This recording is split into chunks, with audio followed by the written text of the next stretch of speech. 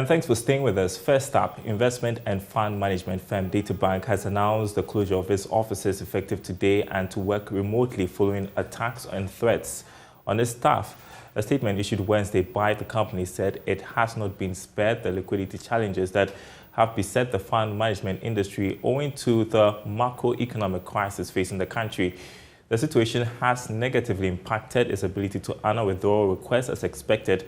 However, while some clients have cooperated with the company, there are several clients who have felt the need to abuse staff physically and verbally and also threaten their lives as well as their families. That's according to Databank Group. Joining us is CEO of Databank Group, Kojo Addae Mensah. Grateful for your time this afternoon. Should be quite tough on you. Mind sharing with us the nature of these abuse, physical and verbal, you say your staff are facing, for which reason you're deciding to close your offices? Yeah, hi, Daryl. Thank you very much for giving me this opportunity and for speaking, the opportunity to speak to our clients, to the general public through your most fearless and authoritative network. Yes, you will recall that way back from the mark-to-market directive that the Securities and Exchange Commission issued. And the Securities and Exchange Commission are our regulators. They look after us, they guide us, they give us all the rules and regulations we should abide with. It came to light that the true value of client investments, or the true value of the bonds we're holding, government bonds we were holding. And I want to emphasize that these are government bonds and these are not just maybe corporate bonds or some derivatives that we just went and fancifully did maybe in Egypt or Kenya or South Africa. These are government of Ghana bonds that from the time we were in school were said to be risk-free, risk-free, risk-free. The value started dropping quite dramatically. And so the Securities and Exchange Commission then instructed that we should value our securities that we hold at the market value. And that started not going too well with the clients. But we explained, we had webinars, seminars, meetings, and just when clients were beginning to accept that, oh, okay, now this is just like the stock exchange where you buy securities or you buy a stock in a certain company, and today the price is 10 cedis, tomorrow the price goes up to 20, and the next day it drops to 15. That is also happening to bonds. Then the debt exchange program was announced, and the fact that the announcement then meant we couldn't do any trading with the bonds we were holding. And because we then needed to go and exchange the bonds we were holding with the new bonds that the government was then going to issue. And if you recall, the original date for that was 19th of December with a settlement date, I think, of 23rd or so. And then, not too long, we got to know that that had been extended again. So the deadline, the new deadline for the exchange or the presentation of the bonds we held was pushed to 30th December, then with a settlement date of 6th of January, which meant that until 6th of January, really, even if you held bonds and people were willing to buy or do whatever it is they wanted to do with, you couldn't do anything about that. This really infuriated clients. I mean, I must admit that, and majority of the clients understand. Majority of the clients empathize. They know what is going on. They agree with all what is happening. But there are few that are on, and I can't begrudge them, I can't blame them, who are very upset because here it's Christmas. Christmas is nigh. Christmas is just in a few days. In January, school fees is coming up. You know, salaries have to be paid, and so much is going on. And I can't blame them for being that upset. But if it will even just take one client out of our 300, 400,000 to take a knife and stab a client and stab a staff, or even a fellow client, I didn't think it was prudent to keep the offices open and open people up to the kind of risk that we were being faced with. I mean, I've been threatened personally I've been in media for a while. I'm a sports person. I even had to stop doing my World Cup punditry because of this. But, people are threatening that they know you, they'll track you. I can't subject clients and staff to this kind of threat. It's a pity. But one client out of 400,000 can even cause a lot of damage. And I didn't think it was right to keep the doors open. It's a pity. How serious are these liquidity challenges that you point to? I know the tough economic times are taking a hit, and I guess it's not peculiar to Databank alone, is it? No, it's not. It's not. I mean, it's not peculiar to Databank at all.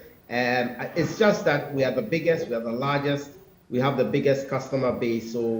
And we can't run away from it. Our founder is also the Minister of Finance, so a lot of people will take advantage of that. It's not peculiar to Databank at all. It's cut across the industry. It's general, and we have been working with the minister on this. We've been engaging with him, the regulator, the Securities and Exchange Commission, and at some point even the Bank of Ghana. So it's not a peculiar thing to Databank. It's just that maybe, should I say, we are a soft spot because our founder is... Yes, because I was going to ask if this had got anything to do with the fact that the founder is currently the Minister of Finance, and for which reason you're getting this kind of hit from your I can't clients. tell. We can only conjecture. But we can't say for a fact. We don't have any empirical evidence to that effect. But yes, when clients come into our banking halls, some of them attribute it to the fact that, hey, our founder is also on top of managing the government press. So that you can't take away. It exposes us a bit more. But I can assure clients, and I can tell clients that, look, we did not do anything untoward. We've not broken the law. We've not done anything against the law. We've done the most prudent and the most risk-free in our minds type of investment. We've put their monies into Government of Ghana securities. We were promised that we will be getting some liquidity support. I'm sure you saw in the debt exchange program release that there was a financial stability fund as well that had been created. So we were expecting to tap into that financial stability fund. We're still waiting. It hasn't come into fruition. But as soon as all that comes into fruition, I believe strongly that we'll then be able to meet clients. But I would like to encourage clients to exercise restraint. I know it's easier said than done. I mean, saying be patient, be careful, don't panic. Yeah, it's very easy to say. I really empathize with that. Trust me. I really do. I appreciate that you are giving these assurances to the clients. Yeah. It's very needful. I'm just wondering, though, what the engagement has been with them prior to this. Okay, so, I had a Zoom meeting where I had the subscription was maxed out, but there's a limit to which you can go on Zoom. And the kind of client base we have, some of them don't even have smartphones to be able to engage on Zoom. So thank you very much again, Multimedia. Thank you very much, Joy FM, for giving me this platform, because then when I'm able to speak, it reaches out there, it goes to a wider audience, it goes those who have no ability to be able to come onto social media to listen to what it is we are saying. But we have engaged. We have another one coming up, I think next week, Wednesday on 28th December. We will still come out there and explain. We are not running away. We are not shying away. We just needed to close down physically to protect the lives of our clients and also of staff. I mean, Daryl, imagine you or your relative was working at Databank and came to you in the evening to say, look, hey, Daryl, today some guy came and said that tomorrow he's coming with a knife. He's come to shoot me and he doesn't care what happens. Can you imagine how you're going to feel? So we thought we needed to protect, but we're not running away at all. We are open. All our digital channels are open. And on Wednesday, I intend to engage the general public again. It's just that it's limited and not everybody has a smartphone. So I thank you very, very much, because Once this interview is done, it's going to go on all the social media platforms. It's going to be recorded, and it can go as far and wide as possible. So, yeah. Yeah, you mentioned the debt exchange program, and for yes, the many clients that you are assuring this afternoon, they are looking forward to some normalcy in the secondary market. How yes. positive are you about the ability of not just Databank but the whole industry to survive this? Yeah, I'm quite positive because it's a government obligation, right? Let's build on the risk-free aspect. I know things have happened in the past. I mean, since 2017, Ghana's financial markets have been seeing quite a bit of uproar, volatility, where people's monies got locked up. So where's your money locked up? I mean, to put it in simple terms, your money is locked up in government, and it's not locked up in some fancy things. So I can assure people that as long as the investment has been done in Government of Ghana bills, the top 5, top 10 fund management companies, we've been meeting with the regulators regularly, and we've been telling them our situation. We've been explaining to them what it is happening. They've been understanding what it is going on. And so I can assure our clients, I can assure the Ghanaian public that it's not like the monies have been put in some investment that is untoward, that is unlawful, that is weird. It's just Government of Ghana. And once they perform, we will also perform. I wish it could be better. I wish it could be earlier. We're doing all that we can. We've pushed very hard, but it is what it is. And we'll keep pushing because they are dear to our hearts. What's been the involvement of the regulator, the Securities and Exchange Commission, in all of this? I'm sure they are updated about the current happenings. Yes, they are updated. I've even had a conversation with them this morning after our release went out, listening to us, understanding where we're going, understanding why we have to do this, because honestly speaking, just like I said, just one life. And Databank, we are probably the only investment company spread across the country. We are in Wa, all the way down to Takwa. I mean, so Wa is there, Tamale, Sunyani, Kumasi, Cape Coast, Accra, of course, Accra, Takrade, Kumasi. We are across the country. So we touch every life. We touch every life in Ghana. And the Securities and Exchange Commission, our regulator, understands that. They've been with us. They've understood us. They know what it means with what the actions that we are taking. But they agree as well that the lives of our people are important. And okay, I think that Mr. Addae Mensah is frozen there. Are you still with us? All right, he's frozen. I just wanted to ask him two more questions. I don't know if we are able to get him back on. Yeah, I think you're back on, and just 2 minutes, because that's all we have right now. No problem. I think you've given me more than enough time. Yeah, I'm just wondering if the mark-to-market valuation could have been approached differently. Could the messaging have been more apt enough so that we don't get this kind of rebuttal from your clients? Also, wanted to find out about how this working remotely, how that would impact on your operations. I read your statement. You said you don't expect it to impact your operations so much. But I believe that when it comes to staff morale, I mean, if they're being threatened and abused, as you have pointed out, it's going to be pretty tough for them, isn't it? Yeah, let me start from the work from home. You recall that in April 2020, when the government shut down the country and there was a lockdown. In fact, it was March. We were very ready. It was as if we knew what was coming, but we were ready. So our operations will not be affected. What may be impacted is the lack of the face-to-face, the physical engagement. But here I am on Zoom with you. I mean, you are not in my office doing an interview. I'm not at the offices of Joy FM doing the interview. It's still working. So I don't think our operations will be that impacted. There are some people who really want that personal interaction, the personal face-to-face.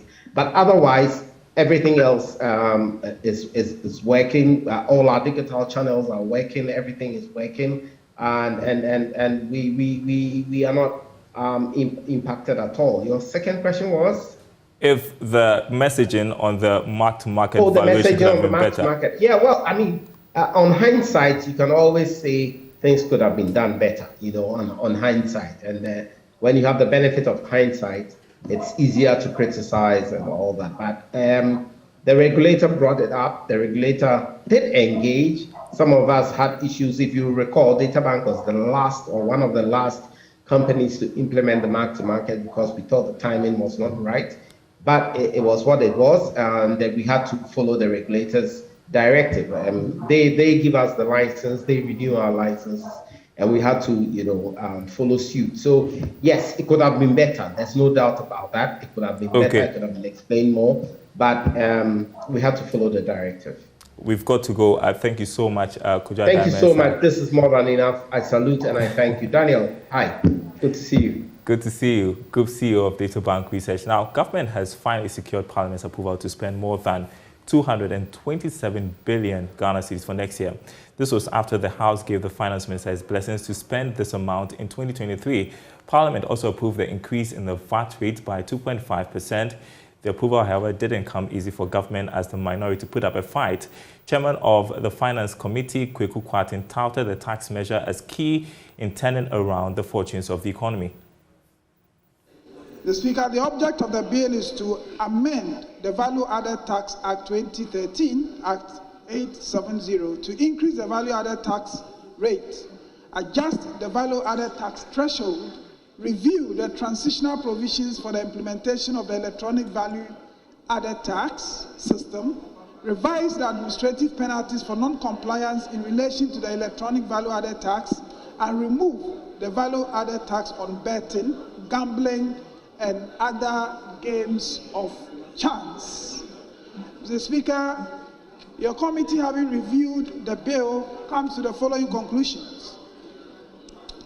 That, Mr. Speaker, before I conclude, I think it is important to state that the entire members of the minority present at the meeting voted against the very principles of this bill.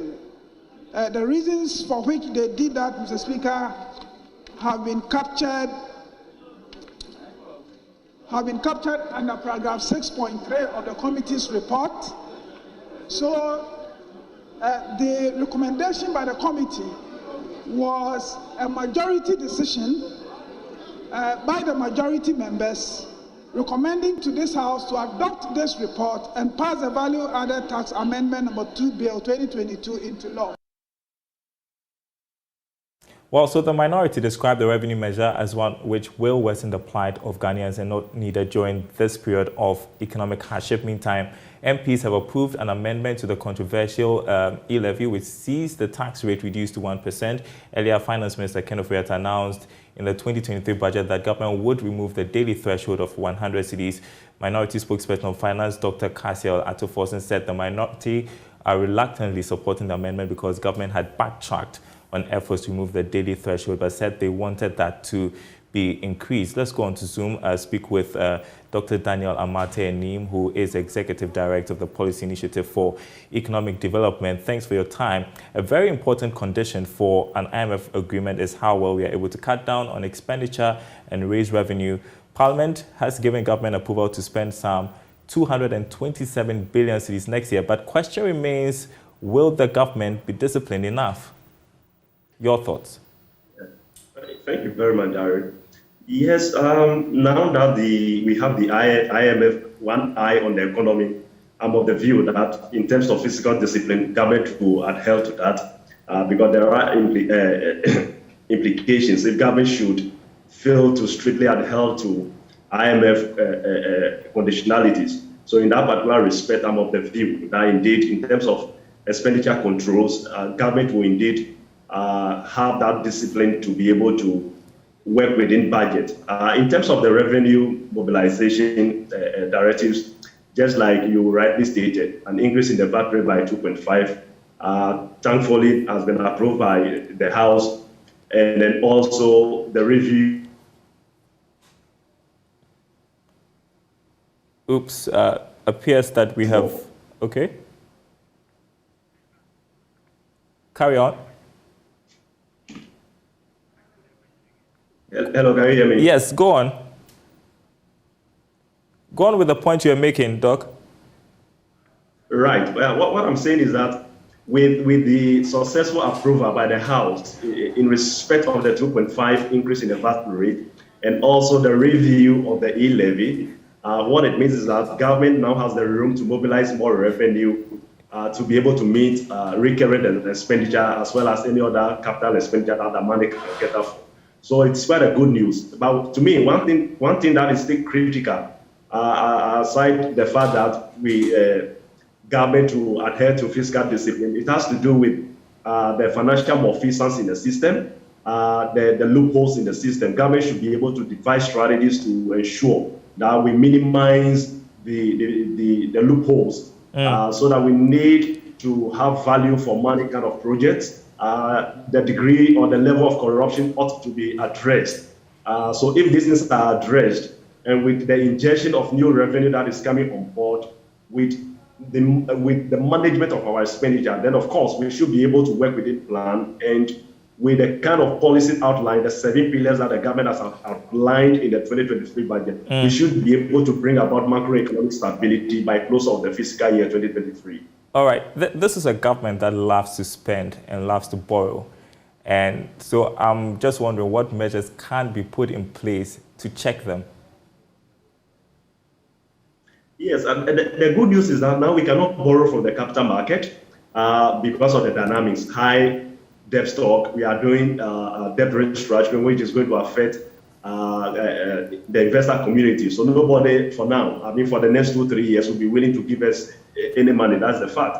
I think the only thing that a government may resort to will be financing by the BOG. And I'm sure we've not seen the full conditions from the IMF. I'm very sure that as part of the conditionalities, IMF will ask BOG to respect or to finance government borrowing, not about the 5% requirement that we have by law.